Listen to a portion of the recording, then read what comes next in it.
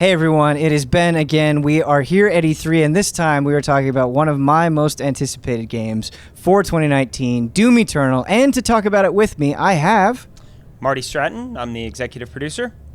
And I'm Hugo Martin, the game's creative director. So the first question that I want to open up with is Doom has weapons that are very familiar in shooters. It has shotguns, it has all that stuff, but in Doom especially, they are just iconic. I mean, when you think of the Doom shotgun, you can hear that classic sound. Will there be new weapons in Doom Eternal that live up to that legacy? Weapons are such a core part of Doom. They're iconic, like you've said, but they're the tools. They're the tools of combat. So every single, we spend so much time creating those guns and making sure that the way you use them, their feedback, everything that you use them for is meaningful. And with the weak points on the guns, you know when you play, you see like the Arachnotron has a gun on top of his head. You can use the scope, the HAR scope, and zoom in on that and take that thing off, and it gives a really rewarding chink sound and really changes the way he fights on the battlefield. So yeah, we're always about making the guns really, really meaningful and just the best tools for combat. There's a gun called the Ballista, which is a high-powered weapon. I think if you played it, you know what I'm talking about. It's the ancient Sentinel-looking weapon. And great example is the mod on that. They have one of them is called the Destroyer Blade. So you charge it up, and it will cut dudes right in half. We spend a lot of time getting the rig so that they can do like Fruit Ninja dudes in half. And you could do that to like an entire room full of guys. So that's a perfect example of the type of handcrafted weaponry that we'll be handing the player, and it feels really, really good. I think about this a lot with Mortal Kombat, how fun it must be to like get into those rooms and be like, okay, we need a new fatality. I can imagine it's kind of a similar sensation with Doom Eternal being like, okay, let's design a new weapon. How ridiculous are we going to get? How is it going to blow up enemies? What is that process like when you come up with an idea? How do you iterate on it? Where are you taking ideas from for new weapons? It's gameplay first. I mean, like, you know, we really just focus on creating the most tightly tuned experience we could possibly give the player. And it's a lot of, it would be easy to just sit around and say, well, how can we kill guys in the coolest way possible? I mean, that's definitely a part of it, but it's more about like the Doom dance and what do we think we could add to the Doom dance or steer into from the last game that would enhance the experience. And it's all about player engagement. It's like, so you have to kind of responsibly design weapons, otherwise they become kind of meaningless. So a good example is like the rocket launcher this time around. It's actually more powerful than it was last time, but there's it moves slower through the air, and so certain enemies have been tuned that they can actually evade the slow-moving rocket, which would steer you then into the Ballista, which is a fast-moving Gauss-type rifle. The self-damage on the rocket launcher is actually much stronger this game. So immediately, and then there's an AI that can spawn walls and throw them right in front of you, and if you shoot the rocket into the wall right in front of your face, you'll die. So that's kind of how we think about it. It's like what do we think can get the player thinking, you know, and if they use it correctly, they'll feel really powerful. If they use it correctly, like high risk reward, because it's all about player engagement for us. And if you're not thinking, you're not engaged, and you're bored. And then you put on top of that kind of the team's obsessiveness with detail, and it's a very great combination because, like Hugo said, it all starts with gameplay, and that's where the iteration happens, and then it really moves into Hugo mentioned a handcrafted weapon. Like right. Everything we really think about from that sense and sensibility is just. We have a guy on the team who once said, we don't do more, we do better. And that's really how we approach all that stuff. And whether it's just the visual flourish, but really the meaningfulness of everything, the visual feedback, it does have meaning in the high-speed gameplay of Doom. Something that Doom 2016 introduced, talking about weapons and specific uses, is you had weapon modifications, and it kind of expanded the utility of weapons in that game. That's returning in Doom Eternal. Can we expect even more modifications, or will it be pretty similar to the way that it was in 2016? It's a pretty good mix. There's some returning that players loved, and I feel like, just like you kind of can't live without a shotgun in Doom anymore. There's some mods that the players just really loved. So there's some returning, and then there's new ones like he mentioned the Arbalist and the Blade. The obviously the Super Shotgun has a meat hook on it that now attaches to demons. And again, that's a good example of kind of tightly tuning weapon, like a new mod like that. We could have made it a grapple hook that lets you just grapple anywhere, but it was all about how do we pull the player closer into the demons so that meat hook can only attach to demons. Pulls you close, works perfectly with the Super Shotgun, but also works perfectly with the fast weapon switching, because you can actually use it to launch yourself up into the air. You can grapple off, say, a pain elemental, get yourself up into the air, and then switch to like another gun that maybe you want to use from a different angle. And that kind of combination, that fluidity, is really it makes it so acrobatic and so fun. A big thing that you revealed during the Bethesda press conference was battle mode, and you have this 2v1 multiplayer mode where it's strategy versus skill, and the two players playing the demons are going to have to think a little bit more tactically, and then you're going against what you said, a fully loaded Doomslayer.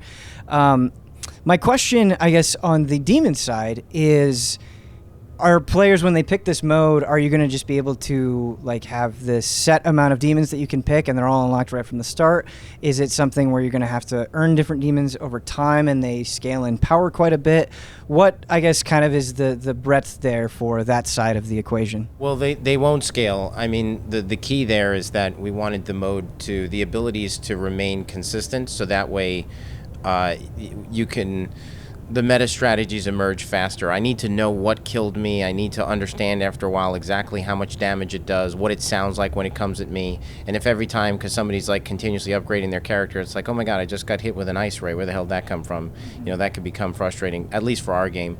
So we wanted like the game to be really consistent from a player ability perspective, so it's something that you could master faster. And then within that, there's all that nuance that can happen with games like that. As far as unlocking demons, we'll talk more about that at QuakeCon, but we will have a roster of demons that you'll be able to play as. It's really, really cool. And we can't say enough about it. I mean, it's so engaging, and I think every bit as engaging and as fun as the single-player campaign. It's really, really well balanced. It's a very tight experience. One of the things we really focused on was we wanted better pacing than 2016's MP had. I mean, we wanted it to be better than 2016 MP, like all around, and we really focused on an experience that had varied pacing, really, really good drama. Like the drama in this mode is very, very strong. It's accessible but surprisingly competitive. And that it wasn't going to be Twitch skills versus Twitch skills, because in like Doom 2016's MP, if you beat me in that, you just had better Twitch skills than I do, and there's nothing really I could do about that. Sure. But in this mode, I can use strategy and teamwork to overcome somebody else's maybe better Twitch skills, which for us is really fantastic. And in particular, we noticed that it's as fun to watch as it is to play. And when you die, you don't get frustrated because you know what you did wrong and you want to dive right back in and feel like, no, I could do better. I think you feel that with the single-player campaign, and you definitely feel it with PvP. And the genesis really is that it's born from the things you love in the Doom combat dance. I mean, it was really one of the toughest lessons coming out of Doom 2016 was the multiplayer. Just it was a bit of a bit of this and a bit of that, and none of what people loved from the Doom campaign. Sure. There was no Slayer in the multiplayer. There were the demons, but we treated them more like power-ups. So it was fun, but it really wasn't an extension of what people loved. So this really has been developed internally, side by side, with the campaign, and is that the things you learn in the campaign you get to apply pretty much directly. And even when you're playing as a demon, you know how a Mancubus behaves, you know how a Revenant behaves, and then you get to assume those capabilities as playing as the demon. And it's really exciting for us too, because it's kind of the first time you're in a meaningful way taking on a new role, a new kind of play style, and it's so varied across the demons. I think players are just gonna find a whole new love for the Doom the Doom combat dance because they're going to be seeing it from a different side. It's really simple, but it's got a ton of metas. I Yeah. mean, I feel like the last game multiplayer that we made had no metas. It was just, let's run at each other and kill each other, die, and then we'll do it again. You know, this one, you'll just keep discovering these metas, and it just keeps evolving. It's fun for us to watch new players when we play test it. Oh yeah, I know what to do. I'll just, you know, I'm a demon. I'll just run at him. Oh man, that didn't work out. You know, so hey, maybe we should work together. What if we do this? And I don't want to say too much, but it's yeah, there's going to be a lot of layers there for fans to sink their teeth into. We are super, super proud of it. I can't stop playing it. I think it's fucking awesome. Total confidence in this mode. I think people are going to love it. Cool. You were talking about the need for consistency and how when you're playing one of the demons, it's like, oh, this makes sense. I'm familiar with this character. Is it a one-to-one translation? I mean, can we expect like all of the abilities that you would see in the campaign, the way that they move, or are there some limitations just for the sake of balance in this mode? We certainly put the mode and the balance first. It starts with the core of the demon behaviors, but there's actually kind of an expansion of things in the PvP. So the demons have a bit more capability than they do in the campaign. And they can, you know, as a playable demon, you can spawn AI demons to help you. They can spawn hazards. So it's definitely, there's a depth to playing as the demons that is greater than what you see in the campaign, but kind of the fundamentals of them are very, very similar. Yeah, archetypally they remain the same. Yeah. So, you know, yeah, I would say that it's pretty consistent in that regard. Since you're working with another player on the demon side, are there kind of combinations of demons that you want to push the players toward, and is that kind of, I guess, like signposted when you, like, let's say you're picking it up for the first time? Is there any clue of like, hey, buddy, you should pick this demon? Okay. Like, not, yeah, it certainly that they can make combinations that are pretty effective, but you can also both be the same demon and be just as effective. Sure. I mean, but we don't. That's the fun of it. Yeah, exactly. It is the fun of it. It's not that hardcore where it prevents you from picking a demon or something. Like, if we both want to be Revenants, we could both be Revenants. Cool. But yeah, I would say it's kind of open to the players. On the Doomslayer side, when you say fully loaded, does that mean every single time the I guess arsenal of the Doomslayer is going to be identical to keep that consistency? And does that mean that in battle mode, the Doomslayer will have access to every single weapon that we would see in the campaign? Yes, every single weapon and mod. Cool. He is jacked, but that's the fun of it. I mean, like the skill and the tools of the Slayer are unlimited, and that skill is put to the test by those human player demons. And it's also, I mean, it's one of the fun parts about it, and even like we play the game constantly. Like, yeah. I wouldn't call us like professional Doomslayer capable gamers, but I mean, like, there's when anybody on the team who plays the game a lot jumps in and plays as the Slayer, you know, it takes quite a bit of pushing to really get the blood pressure going. Yeah.